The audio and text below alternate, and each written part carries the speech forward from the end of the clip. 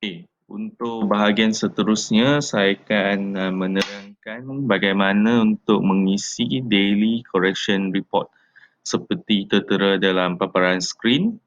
Di sebelah kanan merupakan borang daily correction report.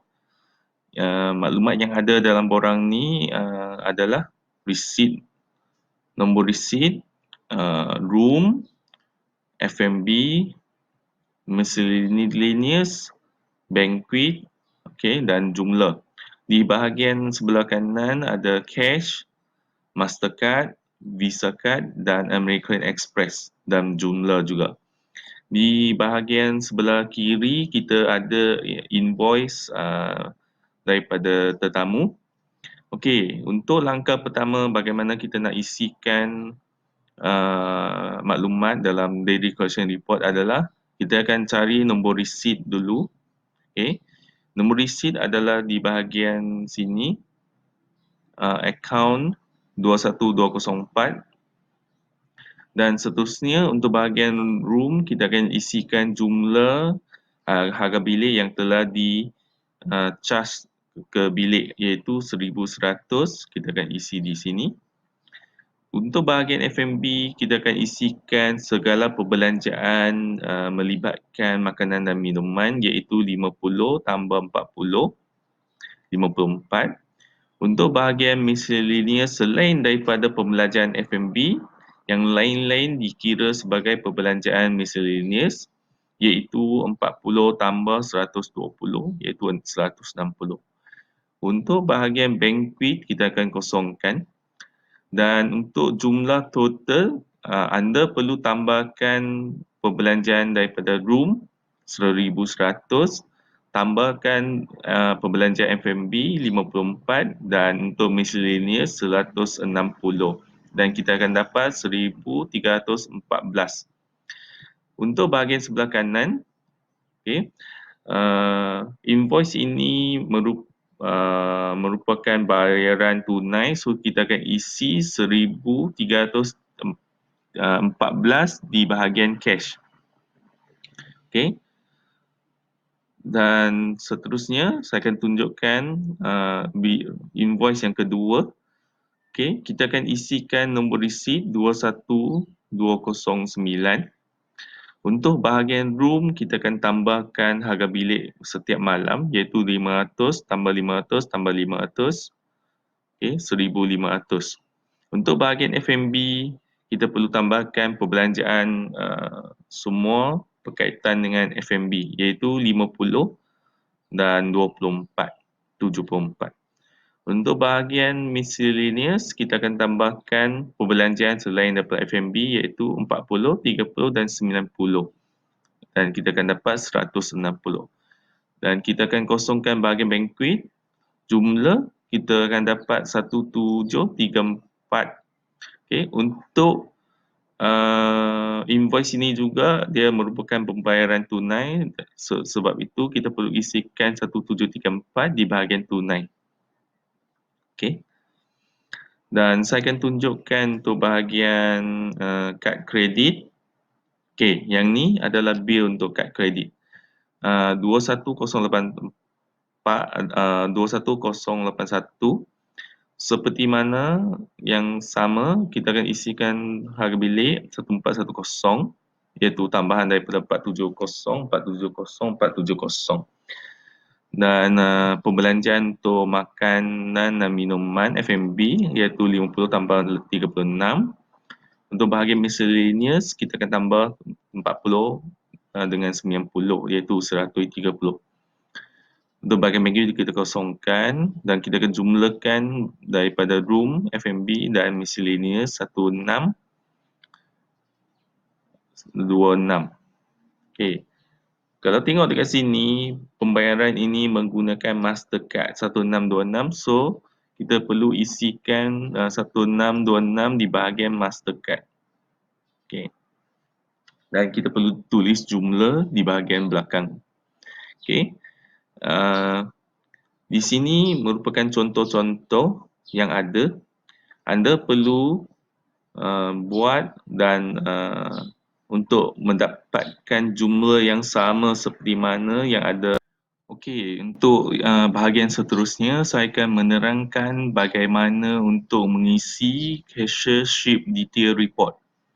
Okey, kalau kita tengok di sebelah kanan kita ada borang cashiership report. Kita ada bahagian deposit. Okey. Di sebelah kiri kita ada invoice yang tertera. Okey, untuk nak isikan di bahagian deposit seperti mana yang tertera dalam paparan skrin, anda perlu mengisi nombor bilik, okey, iaitu 502. Okey, 502. Isikan nama tetamu, Mr. Mike. Jumlah yang perlu diisi kita akan merujuk kepada deposit yang tertera di bahagian sebelah kiri saya iaitu 2,200. 2,200. Okey, seterusnya kita akan cari invoice yang kedua iaitu daripada Muhammad Salahuddin. Okey, isikan nombor bilik 401. Okey, nama guest Muhammad Salahuddin dan kita akan isikan jumlah deposit iaitu 2,200. Okey, seterusnya kita akan mengisi invoice yang ketiga iaitu daripada Mei Goli. Okey, nombor bilik 502 dan jumlah deposit yang telah dibayar adalah 4,500. Okey. Dan seterusnya daripada guest Andres. Okey. Isikan nombor bilik 306 dan jumlah deposit yang telah dibayar iaitu 750. Dan di bahagian subtotal anda perlu tambahkan keempat-empat transaksi tersebut. Okey. Untuk bahagian kad kredit iaitu Mastercard, Visa dan Amex, anda perlu lihat kepada invoice yang ada. Bagi invoice yang membayar menggunakan Mastercard, kita perlu isi di bahagian Mastercard. Okey.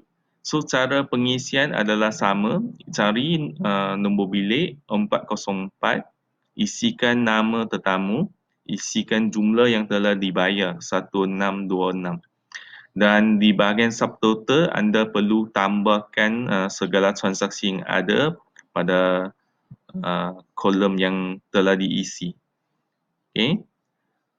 Yang ni adalah untuk kad kredit Mastercard 4764.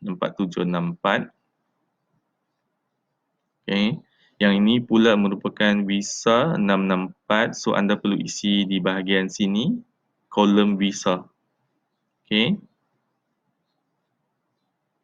Okey, Visa kita ada 4 transaksi.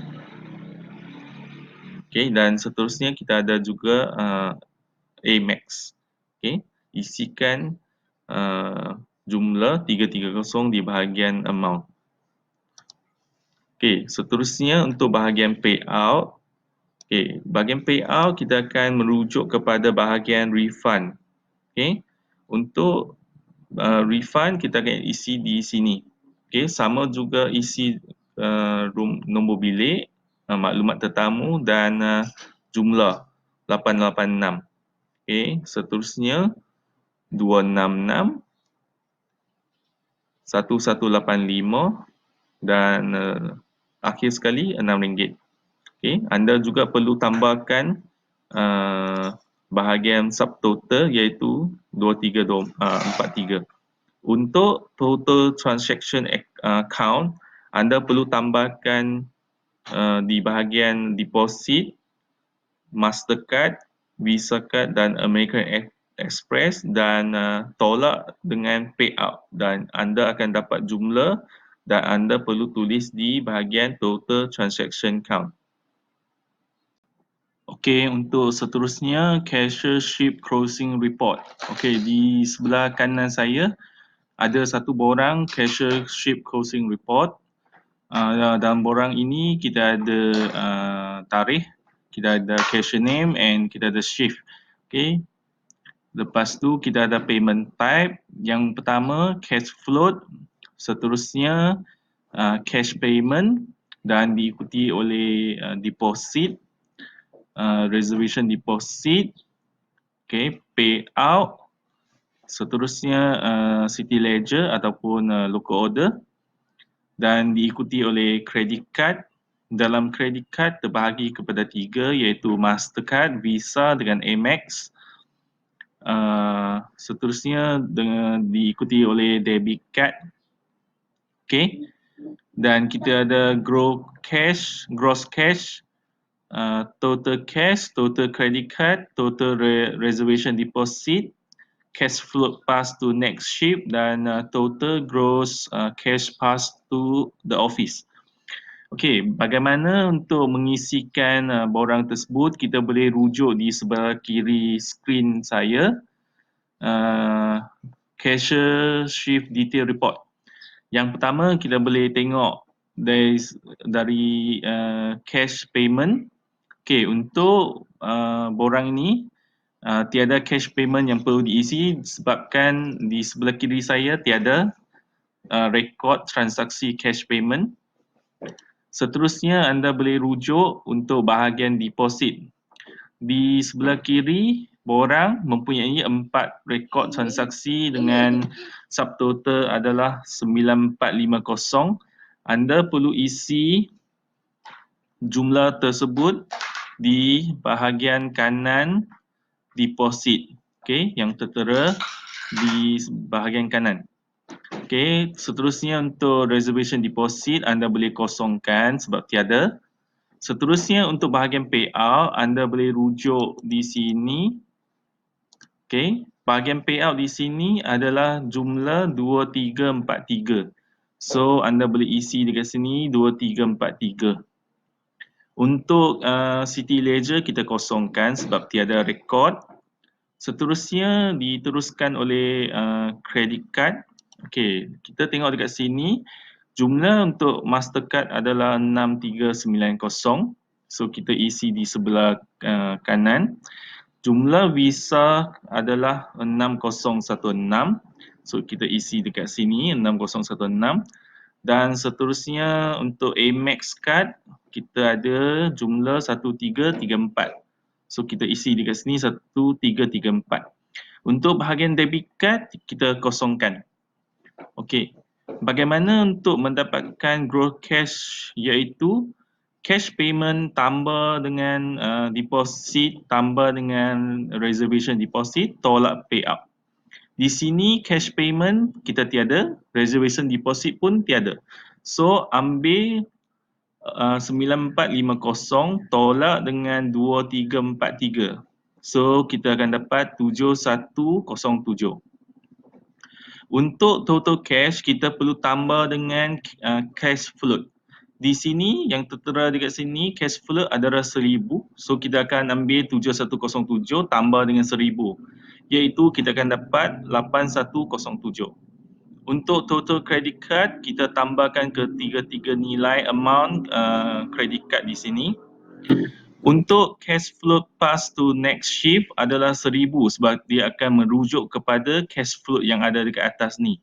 Okey, anda tak perlu buat apa-apa. Seterusnya untuk total gross cash pass to the office, kita akan ambil jumlah yang sama daripada gross cash. Sebab itu anda kena kira dengan betul supaya nanti nak isi total gross cash pass to the office jumlah dia tidak salah. Okey, untuk bahagian seterusnya iaitu cash denomination. Untuk bahagian sini merupakan jumlah keping wang kertas yang perlu ditulis dalam cash denomination. Okey. Untuk yang sini yang terdapat jumlah cash denomination adalah RM7,107. Ia merujuk kepada cash yang ada dalam drawer sebenarnya. Okey. Untuk contoh di sini kita nampak ada 70 keping untuk 100. So anda tulis 70 dan 7000. Untuk 50 terdapat 2 keping. So tulis 2 keping di piece dan 100 di bahagian amount. Untuk RM5 ada sekeping dan untuk RM1 ada 2 keping. Dan jumlah adalah 7107.